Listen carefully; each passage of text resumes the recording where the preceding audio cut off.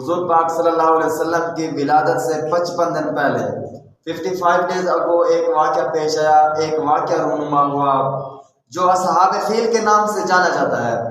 عزیزان گرامی، اس وقت شاہ حبشہ کی طرف سے ابرہہ یمن کا گورنر تھا۔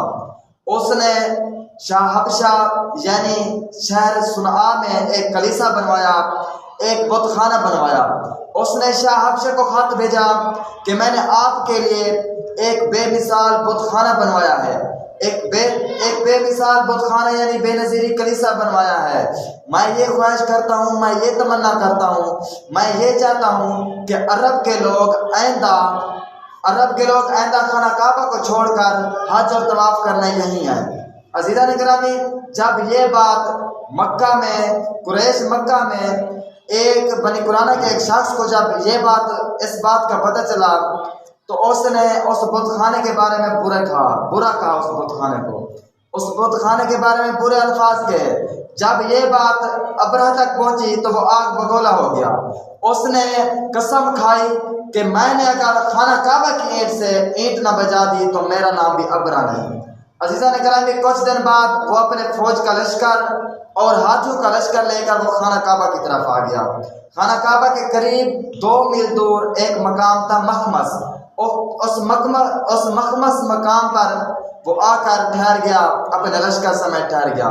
اس نے اپنے ایک شخص کو بھیجا کہ جا کر مکہ والوں سے چھیڑ چھاڑ کر کے مکہ والوں سے چھیڑ چھاڑ کرے تاکہ وہ ہم سے لڑیں۔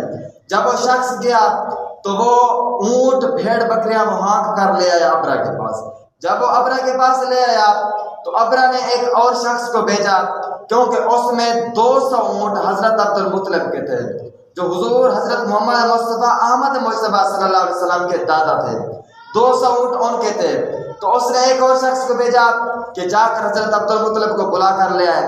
جب حضرت عبد المطلب ان کے پاس آئے تو ابرہہ کہنے لگا کہ تمہیں کیا چاہیے؟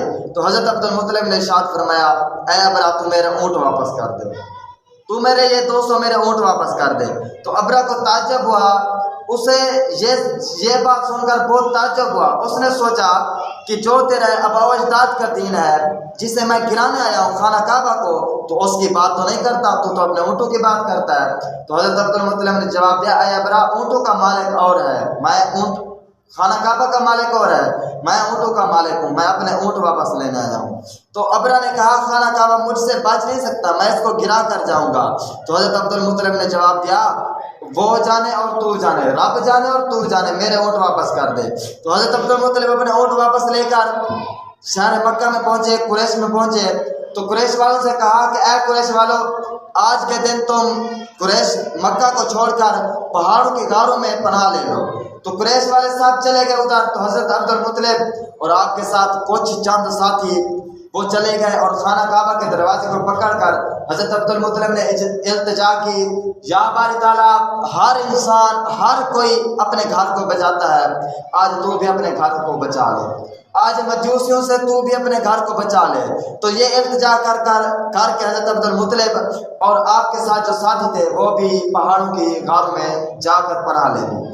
تو وہاں پناہ لے لی تو دوسرے دن ابرہہ صبح کے وقت ہاتھوں کے لشکر اور فوجوں کے لشکر کے ساتھ وہ جو مخمس مقام پر ٹھہرے تھے ادھر سے خانہ کعبہ کی طرف روانہ ہونے لگا۔ جب وہ روانہ ہونے لگا تو وہ جب اپنے ہاتھوں کا رخ شہر مکہ کی طرف کرتا تو وہ ہاتھی ادھر نہیں جاتے، دوسری طرف چل پڑتے۔ جب دوسری طرف کرتے تو وہ بھاگنے لگ جاتے۔ ایسے اس نے کئی مرتبہ کیا لیکن وہ ہاتھی شہر مکہ کی طرف نہیں گئے، وہ دوسری طرف بھاگنے لگ جاتے۔ عزیزان گرامی، ایسے کرتے کرتے اللہ رب العزت نے سمندر کی طرف سے ابابیلوں کے لشکر بھیجے جن کے پنجوں میں اور منہ میں کنکر تھے۔ وہ آ کر اپنے کنکر ان پر برسائے۔ جس آدمی پر کنکر برستا، جس آدمی پر کنکر گرتا تو وہ آدمی ہلاک ہو جاتا، وہ ہاتھی ہلاک ہو جاتا۔ عزیزان گرامی، یہ دیکھ کر ابرہہ اور اس کا فوجوں کا لشکر وہ بھاگ گیا ادھر سے۔ عزیزان گرامی، اس سے یہ معلوم ہوتا ہے کہ اللہ رب العزت نے اس دن اپنے گھر خانہ کعبہ کو بچا لیا۔